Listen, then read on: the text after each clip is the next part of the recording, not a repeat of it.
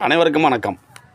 படிக்கின்ற நம்மளுடைய பிள்ளைகளுக்கு படிக்கும் பொழுதே நம்ம பொதுவாக என்ன செஞ்சு கொடுத்துடணும் அப்படின்னோம்னா, பாஸ்போர்ட் அப்படிங்கிறது எடுக்கிறதுக்கு அது ஆண் பிள்ளையாக இருந்தாலும் சரி, பெண் பிள்ளையாக இருந்தாலும் சரி, அவங்களுடைய வருங்காலத்துக்கு பயன்படும். அப்படின்னால நம்மளுடைய பெர்மனண்ட் அட்ரஸை போட்டு ஒன்று எடுத்து கொடுக்க நமக்கு நன்மை கொடுக்கும்.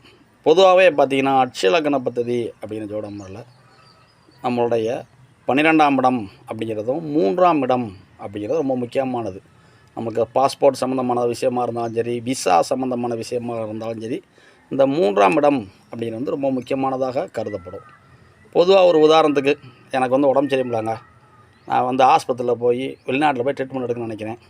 அப்போ நான் 6ஆம் இடம் அப்படிங்கிறது 12 அப்படிங்கிற இடத்துல சம்மந்தப்படணும். இல்லை நான் ஒரு படிப்பு சம்மந்தமான ஒரு ஆராய்ச்சி பண்ணிக்கிட்டு இருக்கிறேன் அப்படின்னா 8ஆம் இடம் அப்படிங்கிறது 12ல் சம்மந்தப்படணும்.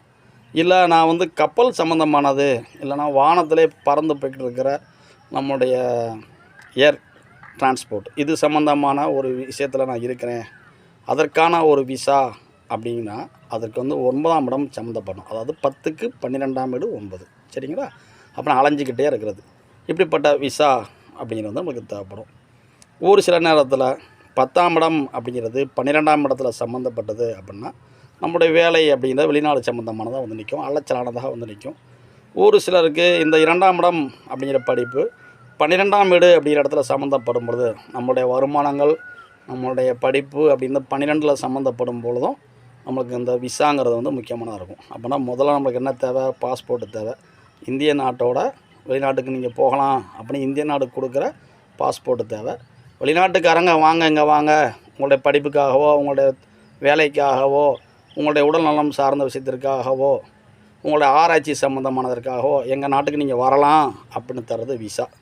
இந்த ரெண்டுக்குமே முக்கியமானது என்னென்னா 3ஆம் பாகம். ஒரு சிலர் பார்த்திங்கன்னா பாஸ்போர்ட் எடுத்து வச்சுருப்பாங்க.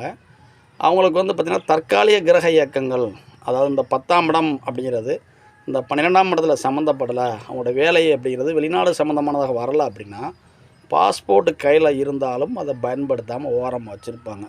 இருந்தாலும் அது பயன்படும். எப்படி கற்ற கல்வி அப்படிங்கிறது என்றைக்குனாலும் பயன்படும் அப்படிங்கிற போல் நாம் படிக்கின்ற நம்மளுடைய பிள்ளைகளுக்கு படிப்பு முடிகிற தருவாயில் இந்த பாஸ்போர்ட் அப்படிங்கிறத எடுத்து வச்சுக்கிட்டோம்னா அது இன்றைக்கி பயன்பட்டால் கூட பிறிதொரு காலத்தில் ஒரு நல்ல ஆப்பர்ச்சுனிட்டி வர்றப்போ அது பயன்படும். அப்படின்னால கூடுமான வரைக்கும் எடுத்து வச்சுக்கிறது நல்லது. அனைவருக்கும் நன்றி. வாழ்க வளமுடன். நன்றி.